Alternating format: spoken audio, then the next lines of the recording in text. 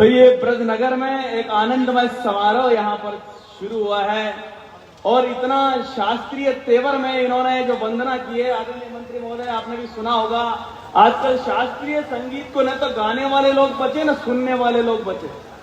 शास्त्रीय संगीत का गायक जब पूरी तान पर होता है तो उसका एक हाथ कान पर होता है और सुनने वाले के दोनों। हाँ, हमने देखा है। आपने तो बहुत मीठा गाया, मैं तो इतना मीठा गा भी नहीं सकता, बल्कि इसी अयोग्यता की वजह से मेरी शादी हुई थी। शादी के लिए लड़की देखने गए तो मेरे पिताजी ने कहा हमारा लड़का बहुत ऊंचा गाता है, तो मेरी होने वाली सास बोली जोड़ी बहुत अच्छी रहेगी, हमारी लड़की भी ऊंचा ही सुनती है।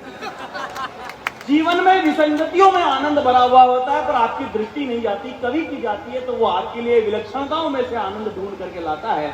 ऐसा ही अनुष्ठान आज मां सरस्वती का यहाँ पर हुआ है। मैं इसलिए भी आभार व्यक्त करता हूं क्योंकि जो सरस्वती की वंदना है, हम कवियों का निजी अनुष्ठान है, इसमें आप लोगों का कोई लेना देना नहीं, लेकिन आपने जिस सहजता के साथ उपस्थित होकर के ताली की गड़गड़ाहट की है, मैं तमाम सरस्वती पुत्रों की तरफ से आपका बहुत आभार बताता हूं, आभार मानता हूं। अब मैं पहले कवि को बुलाता हूं। पहले कवि को बुलाने के पहले 2-3 प्रार्थनाएं मैं आपसे करूंगा।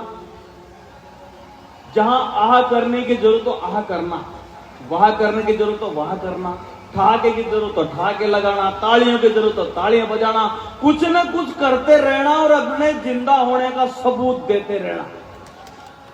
लगना चाहिए कि कविता जनता में पढ़ी जा रही है, अजंता की गुफाओं में नहीं पढ़ी जा रही है। इस तेवर को जिंदा रखना।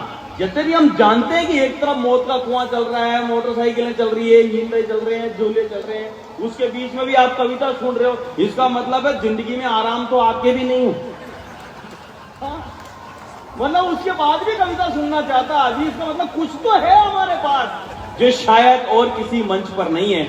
आप चाहते नगर पालिका वाले आदरणीय बैठे राम अवतार जी यहाँ पर, आप चाहते तो यहाँ पर बॉलीवुड का कोई बड़ा कलाकार बुला करके बड़ी ऑर्केस्ट्रा करा सकते थे, हालांकि वो थोड़ी महंगी पड़ती है, लेकिन आपने कवियों को बुलाया है और कविताओं को सुनना चाहते हैं, ये बहुत बड़ी बात है। तो मैं इन तमाम बातों को थोड़ा विश्राम देता हूं और सो सुख धाम राम असनामा अखिल लोकदायक विश्रामा। प्रभु श्री राम जो सबको आनंद देने के लिए धरती पर प्रकट होते हैं, उनका उत्सव कविताओं के साथ मनाया जाए और कविताओं का उत्सव मनाने के लिए शुरुआत हम वहां से करना चाहते हैं। दोस्तों, कवि सम्मेलन की स्थिति भी एक इमारत की भांति होती है। जब भी हम कोई बड़ी इमारत खड़ी करते हैं तो उसकी नींव में कुछ मजबूत पत्थरों को जाना ही पड़ता है। तो आइए कवि सम्मेलन